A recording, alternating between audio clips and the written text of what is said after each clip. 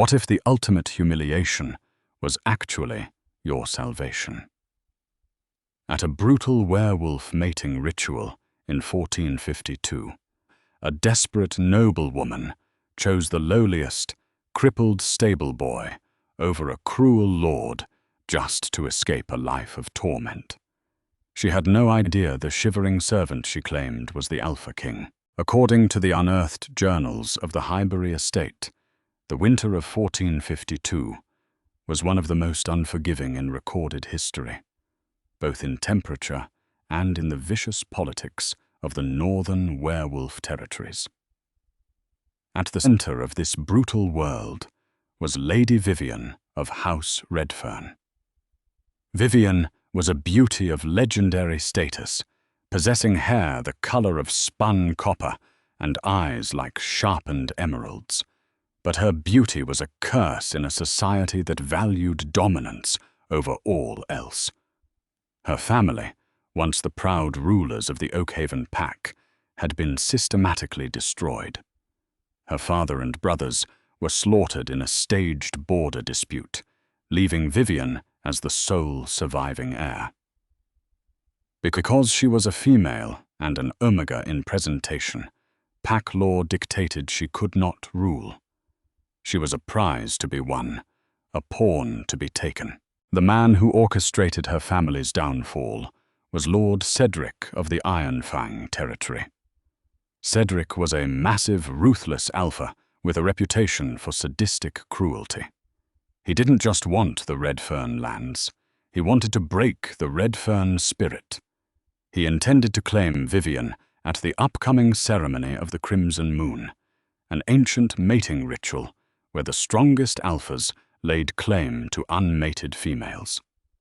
Becoming Cedric's mate wouldn't just mean a life of physical suffering. It would mean birthing pups for the man who murdered her family, watching him parade her around as a broken trophy. The Great Hall of Oakhaven was a cavernous, intimidating structure built of dark stone and heavy timber. On the night of the ritual, it was suffocatingly hot, filled with the scent of roasting venison, burning pine, and the heavy, musky pheromones of hundreds of werewolves. The hall was lit by massive iron chandeliers, casting long, menacing shadows across the stone floor. Vivian stood at the center of the dais, dressed in ceremonial white silk that felt more like a burial shroud than a bridal gown. Her heart hammered against her ribs like a trapped bird. Around her, the high lords of the neighboring packs drank heavily, their eyes stripping her bare. Cedric sat at the high table, a smug, triumphant smirk twisting his scarred face. I was waiting for the ritual chime, the moment he could legally step down, sink his teeth into her mating gland, and finalize her humiliation. As Vivian's eyes darted frantically around the hall, looking for any avenue of escape, they landed on the shadows near the great hearth. There, kneeling in the soot, was a servant. His name, as far as anyone knew, was Finn. Finn was a pathetic sight, a fixture of pity within the keep. He had appeared at the gates a year prior, half dead, dressed in rags, and bearing a horrific, jagged scar across his throat that left him entirely mute. He walked with a pronounced limp, his left leg dragging uselessly behind him. The pack had taken him in out of basic, begrudging charity, assigning him the most grueling, degrading tasks. He cleaned the kennels, shoveled the stables, and scraped the ash from the fires. I was the lowest of the low, an unranked wolf whose scent was so suppressed by trauma and filth that he barely registered as one of their kind. The ritual gong resonated through the hall, a deep, bone-rattling sound. The ambient chatter died instantly.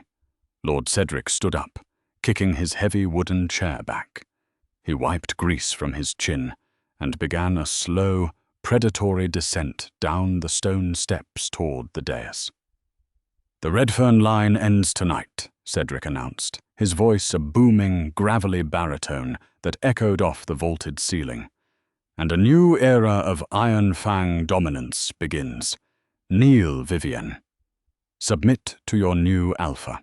Panic, cold and sharp, pierced Vivienne's chest. The ancient laws of the pack flashed through her mind. She could not reject an alpha of higher standing. If she ran, she would be hunted down and killed. If she fought, she would be beaten into submission. But there was a loophole, an archaic, forgotten clause known as the law of the tainted blood. If a noble willfully bound themselves to an unranked, lower-class member of the pack before an alpha could make a claim, they forfeited all titles, lands, and nobility. They became untouchable to the High Lords, considered dirty and beneath the notice of noble blood. It was a path of absolute ruin. It meant starvation, freezing winters in the servant quarters, and a lifetime of hard labor. But it meant Cedric couldn't touch her. Cedric was 3 steps away, his eyes glowing a violent, possessive red. His claws began to extend, ready to mark her flesh. "I invoke the ancient right of first choice." Vivienne's voice tore through the silent hall, trembling but desperate. Cedric froze, a bark of laughter escaping his lips. "You have no right of choice, little bird. But there is no alpha here who will challenge me for you." "I do not choose an alpha," Vivienne said, her breath hitching. She stepped off the dais, her white silk dragging across the dirty floor. She walked straight past a bewildered Cedric, ignoring the murmurs erupting from the lords. She walked toward the hearth. Finn was on his hands and knees, scrubbing a grease stain from the stone. He didn't look up until Vivienne stopped right in front of him. "I claim this male," Vivienne declared, pointing a trembling finger down at the crippled servant. "I claim Finn of the Ash. I forfeit my name. I forfeit my lands. I bind my soul to the dirt." The silence that followed was deafening. It was a profound, suffocating quiet, broken only by the crackle of the hearth. Finn looked up at her through a mop of filthy, matted brown hair. His face was covered in soot, but for a fraction of a second, Vivienne thought she saw something sharp and calculating beneath the grime. "Are you mad?" Cedric's roar shattered the silence, echoing with such force that several goblets on the tables cracked. He lunged forward, grabbing Vivienne roughly by the arm and spinning her around. "You would choose a crippled mute over the Lord of Iron Fang. You insult me, whore." "The law is the law," shouted the pack elder, a frail but deeply respected wolf named Gideon, who stepped out from the shadows of the high table. "She has invoked the law of the tainted blood. If she binds herself to the servant, she is stripped of the Redfern name. She becomes property of the estate, nothing more. But you cannot claim her, Cedric. To lay with a tainted noble is to forfeit your own rank." Cedric's face contorted in a mask of absolute fury. His chest heaved, his alpha aura pressing down on the room so heavily that several weaker wolves whimpered and dropped to their knees. He looked at Vivienne, then at the shivering servant still kneeling on the floor. "Fine," Cedric spat, throwing Vivienne to the ground. She scraped her palms on the stone but held back a cry.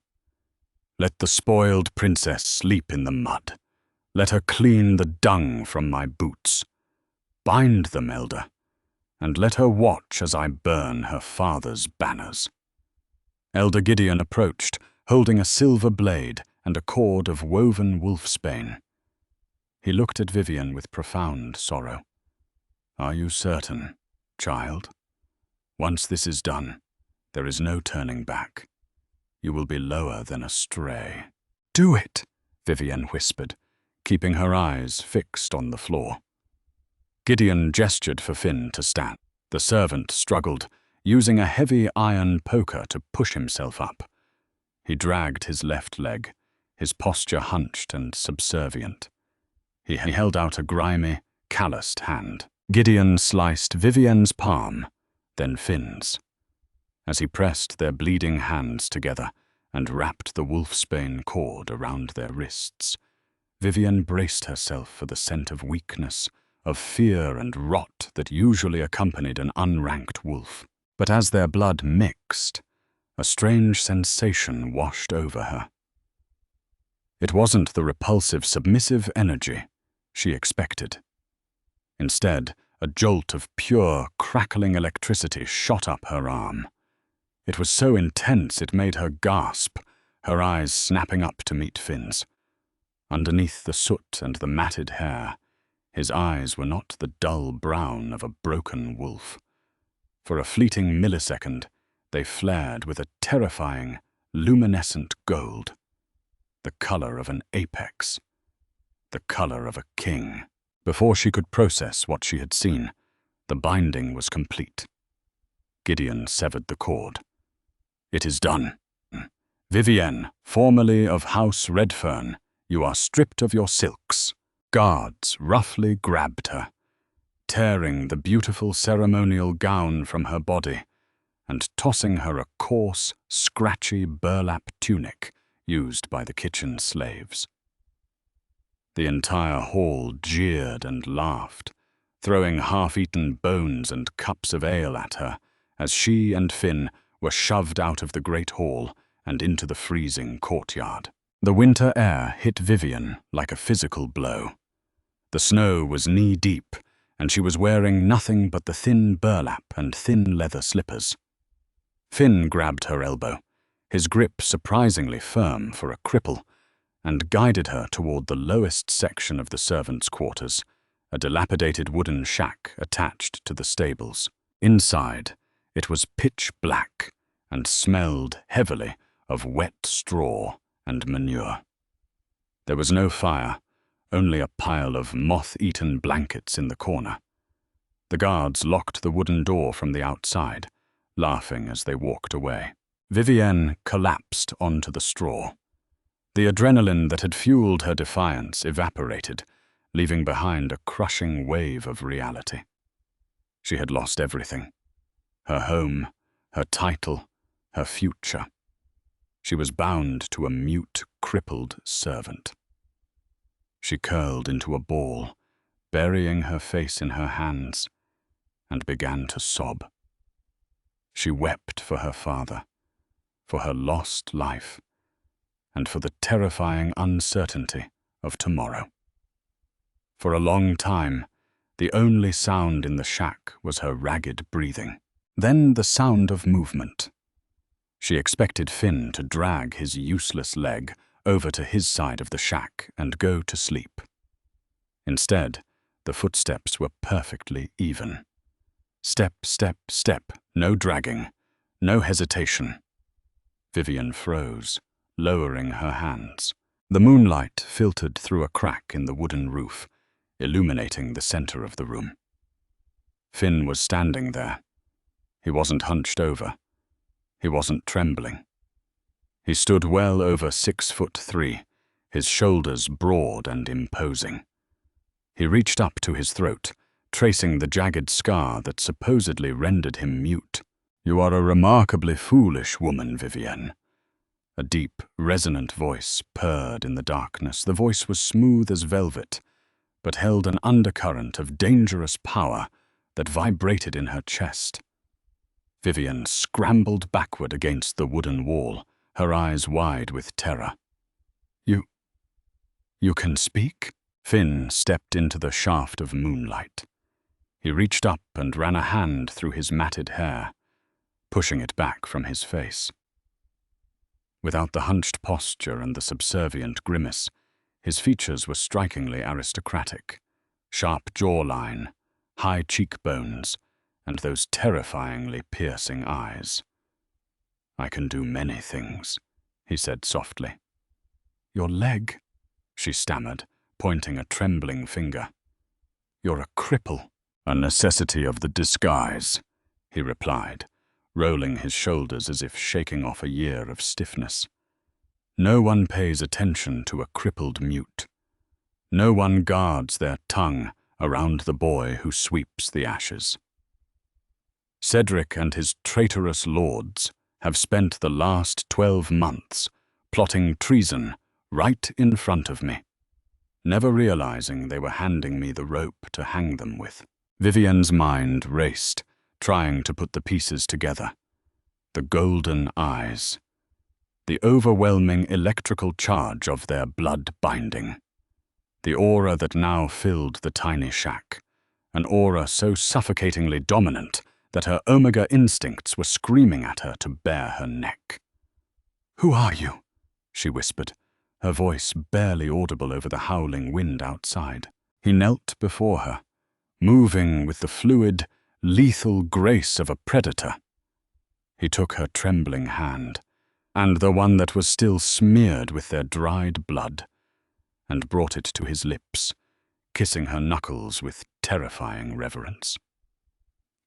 "My name is Arik," he said softly, his golden eyes locking onto hers. "Alpha King of the Silvermane, sovereign of the northern wastes.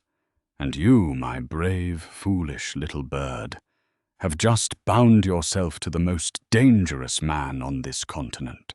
According to the private archives of Dr. Harrison Caldwell, a leading historian who recently authenticated the Highbury estate documents, what transpired next in the Oakhaven Pack was a masterclass in psychological warfare.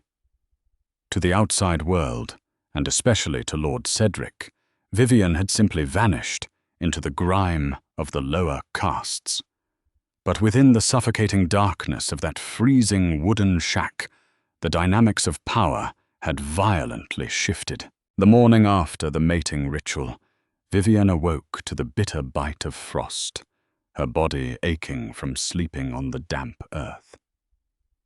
For a brief, disorienting moment, she thought the events of the previous night had been a fever dream. But then she saw him. Arik was already awake, smearing wet soot across his sharp cheekbones and matting his thick hair with grease.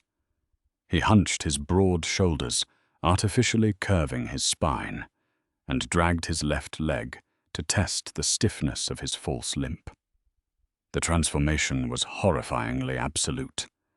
In mere seconds, the terrifying Alpha Sovereign vanished, replaced once more by Finn, the pathetic, broken mute. "Why?" Vivian whispered, clutching the ragged burlap tunic to her chest. "If you are the Silvermane, you could slaughter Cedric right now.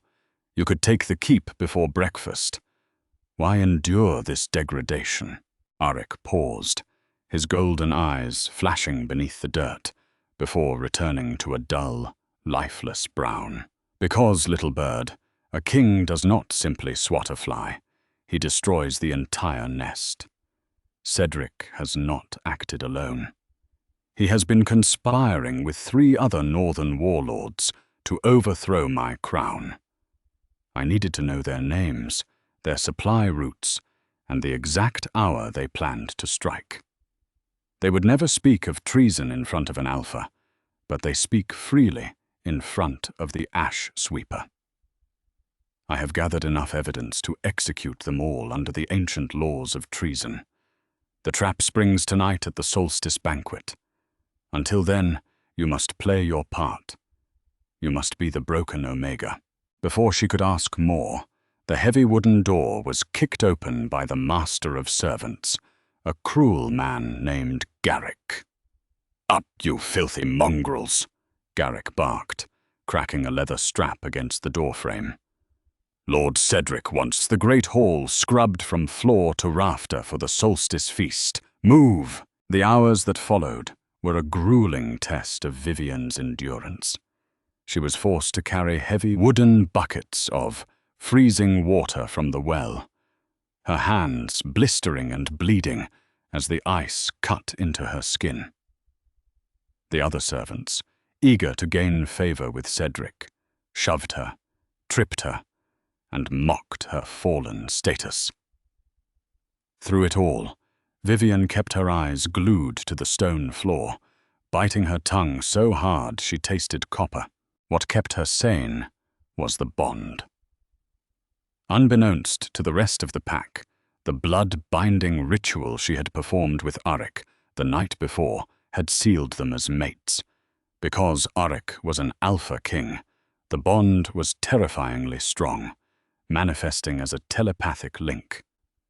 As Vivian scrubbed the flagstones, a heavy boot intentionally kicked her bucket, spilling freezing water all over her lap. It was Cedric's captain of the guard. He laughed maliciously, raising his hand to strike her. "Do not react," a deep, soothing voice echoed directly inside her mind. The mental voice was laced with a ferocious, rumbling purr of protection. "Let him pass, Vivian. I am watching. I will take his hand for that." Vivian glanced out of the corner of her eye. Across the hall, Finn was hunched over the hearth, dutifully scooping ash. He didn't look in her direction, but she felt a wave of alpha warmth radiate through the bond, washing away the freezing bite of the soaked burlap. She bowed her head, accepting the guard's insult without a word, knowing that the man's fate was already sealed. As the sun set, casting long, bloody shadows across the snow, the keep transformed. Cedric's solstice banquet was not just a feast, it was a war council. The rebel lords had arrived, their banners hanging in the hall, desecrating the space where Vivian's father had once ruled. Vivienne was assigned to serve the high table. She carried a heavy silver pitcher of spiced wine, her hands shaking from exhaustion.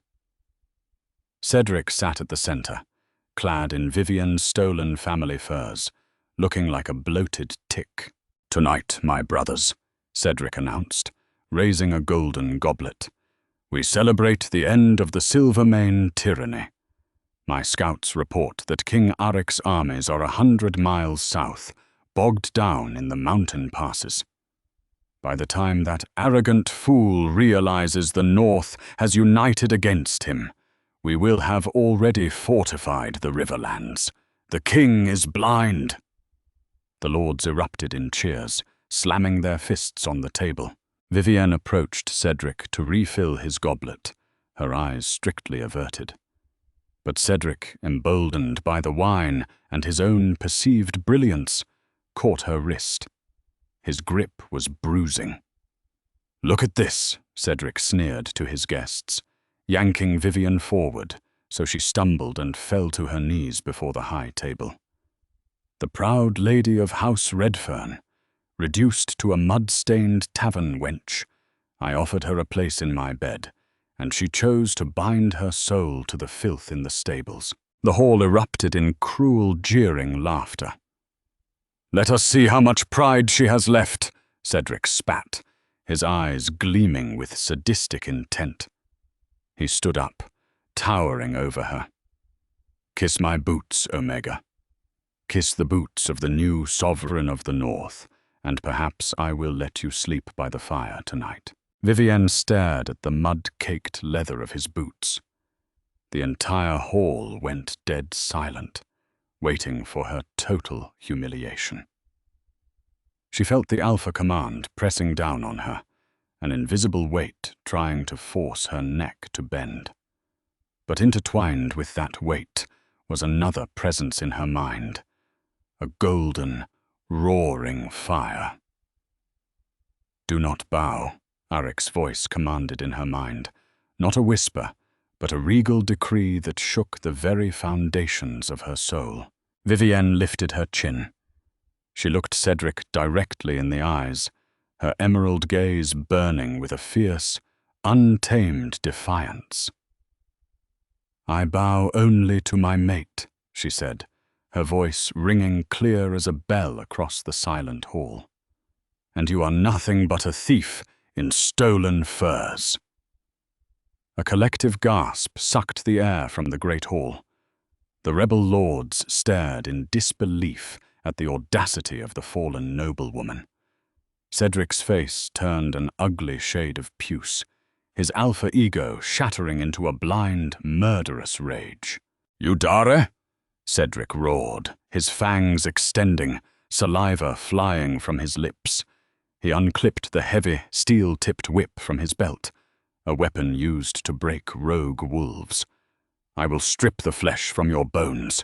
I will make you beg for death." He raised the whip high above his head, the steel tips gleaming in the firelight. Vivian didn't flinch. She didn't close her eyes. She merely waited for the storm to break. The whip descended with a violent crack. But it never reached her flesh. A hand caught the leather strap mid-air. The grip was so absolute, so immovably strong, that the sharp crack of the whip died instantly. Cedric blinked, his brain struggling to comprehend what had just happened. Standing between him and Vivienne was the crippled servant, Finn. Only he wasn't hunched over. He wasn't dragging his leg. Arik stood at his full, terrifying height of 6'4". The ragged burlap shirt he wore stretched taut across massive, rippling muscles. He held the steel-tipped whip in his bare hand, the sharp metal cutting into his palm. But he didn't even wince. "Let go of that, you filthy cripple, before I tear your head from your shoulders," Cedric bellowed, yanking on the whip. Arik didn't move an inch. He slowly raised his other hand and wiped the greasy soot from his face, revealing the sharp, aristocratic features beneath. Then he opened his eyes. The dull brown was gone. In their place blazed a luminescent, predatory gold, so bright it seemed to pierce the very souls of everyone in the room. Simultaneously, Arik released his aura. It did not push outward like Cedric's clumsy, heavy dominance. It exploded like a shock wave of pure, suffocating gravity. It was the ancient, undeniable pressure of an apex king. Every glass on the tables shattered. The fires in the hearths snuffed out, leaving the room illuminated only by the moonlight and the terrifying glow of Arik's eyes. Every wolf in the room, lords, guards, and servants alike, hit the stone floor. They didn't kneel. They collapsed, their inner wolves submitting violently to the sovereign's absolute authority. Even Cedric was driven to his knees, his hands trembling as the sheer weight of the king's presence crushed his lungs. "You called me blind, Cedric," Arik's voice boomed, resonant and smooth, vibrating with lethal promise. "Yet I have been in your home for a year, watching your every move. I have swept your ashes, cleaned your filth, and listened to your treason." Cedric's eyes widened in sheer, unadulterated horror as the realization finally crashed over him. "Sovereign," he choked out, blood dripping from his nose due to the pressure of Arik's aura. It cannot be." "You plotted to take my crown." Arik stepped forward, his boots clicking methodically against the stone. "You slaughtered House Redfern to steal this territory, and you dared to raise a hand against my mate." Arik yanked the whip, pulling Cedric violently forward. With a single devastating backhand, Arik struck Cedric across the jaw. The sound of bone shattering echoed through the hall. Cedric crumpled into a pathetic, whimpering heap, his alpha status completely obliterated in a single strike. Suddenly, the massive wooden doors of the great hall exploded inward. The thunderous sound of hundreds of armored boots flooded the keep. The Silvermane Royal Guard, Massive elite warriors clad in black iron and silver cloaks poured into the room, leveling their weapons at the trembling rebel lords. Arik hadn't been waiting for his army. His army had been waiting for his signal. "Arrest them all," Arik commanded, his voice cold and merciless. "Chain Cedric in the very kennels he forced me to clean. Let him rot in his own filth until I decide the manner of his execution." The royal guards dragged the screaming, blubbering warlords from the hall. In less than 5 minutes, the rebellion was utterly crushed. Arik turned his back on the carnage. The terrifying king's aura receded, softening into a warm, protective cloak as he knelt before Vivienne. She was still on her knees, staring at him with a mixture of shock, awe, and an overwhelming sense of vindication. Arik reached out, his large, calloused hand gently cupping her bruised cheek. His thumb wiped a stray tear from her eye. "You invoked the law of the tainted blood to escape him," Arik said softly, his golden eyes filled with profound reverence. "You gave up everything, bound yourself to the dirt, just to keep your honor. You are the bravest creature I have ever known." "I am stripped of my nobility," Vivienne whispered, her voice trembling. "The law says I am tainted. I have no name." "The laws of men and lesser alphas mean nothing," Arik replied, his voice rising so the remaining pack members and his royal guard could hear. "The blood of a sovereign supersedes all pack law. By binding yourself to me, you did not forfeit your nobility, Vivienne. You elevated it." Arik stood, bringing Vivienne up with him. He took off his heavy, fur-lined royal cloak, which a guard had hastily brought forward, and draped it over Vivienne's shivering, burlap-clad shoulders. It engulfed her in warmth, smelling of pine, winter air, and the intoxicating scent of her mate. "Hear me!" Arik's voice echoed through Oakhaven, reclaiming the keep not as a conqueror, but as a husband. "This is Vivienne of House Redfern, no longer a lady, no longer an omega to be bartered." He kissed her forehead, sealing the claim for all to see. "She is the Alpha Queen of the Silvermane. She is your sovereign, and anyone who fails to bow to her will answer to me." As one, the elite warriors of the Silvermane, the servants of Oakhaven, and the surviving pack members dropped to their knees, pressing their heads to the stone floor in absolute submission. Vivienne stood amidst the kneeling crowd, wrapped in the king's cloak, her hand tightly intertwined with the man who had chosen to be a broken servant just to protect his kingdom. She had lost her family and her home, dragged into the lowest depths of humiliation. But in the ashes of her despair, she had found her true power. She had chosen the weakest man in the room, only to realize she had unleashed the greatest king the North had ever known. Dr. Caldwell's newly unearthed journals reveal that Vivienne and Arik ruled the northern wastes for 5 decades, transforming their brutal world into an era of unprecedented peace. The tale of the crippled servant and the fallen noblewoman remains history's greatest reminder that true power often hides in the most unexpected places. If you were captivated by this incredible, true-life historical drama of hidden kings and fierce survival, smash that like button, share this video, and subscribe for more untold histories.